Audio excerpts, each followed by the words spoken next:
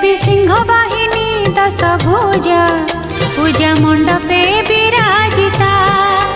सारा जगत करे ताकु पूजा से तो जगते आदि माता।